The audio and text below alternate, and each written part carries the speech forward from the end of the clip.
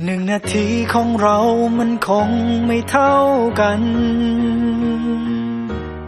1 วันของฉันมันเนิ่นนานเกินไป1 เดือนเหมือนมี100 วัน1 ปีจะนานเท่าไรเธอจะรู้บ้างไหมกับการเฝ้ารอ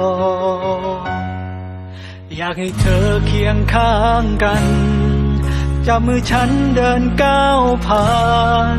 คืนวันที่มันโหดร้ายเธอคือคนสำคัญที่ทำให้ฉันมีกำลังใจคิดถึงเธอรู้บ้างไหมคนดีฝากความคิดถึงไปกับสายลมช่วยพัดพาช่วยบอกเธอว่าฉันเหงาแทบจะขาดใจคิดถึงเธอเหลือเกินไม่อยากเดินลำพังต่อไปอยากให้เธอเคียงข้างกายผ่านคืนวันที่เหงาใจไปด้วยกัน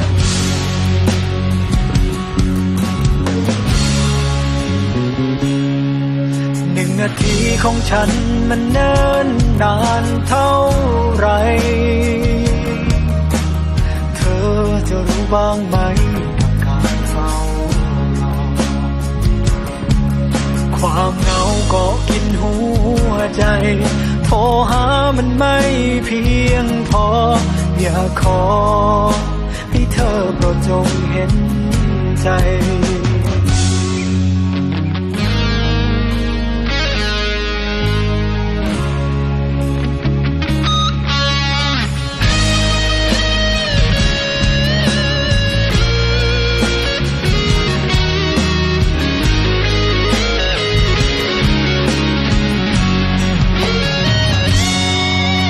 ให้เธอเคียงข้างกัน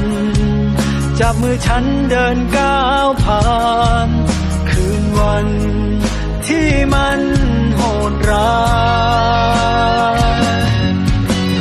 เธอคือคนสำคัญที่ทำให้ฉันมีกำลังใจ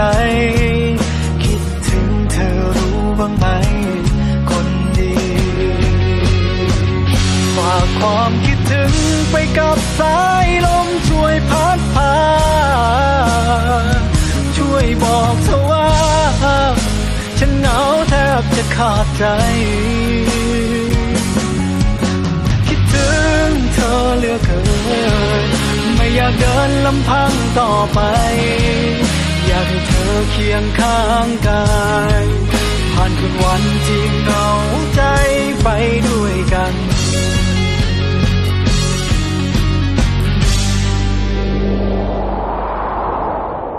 ฝากความคิดถึงไปกับสายลม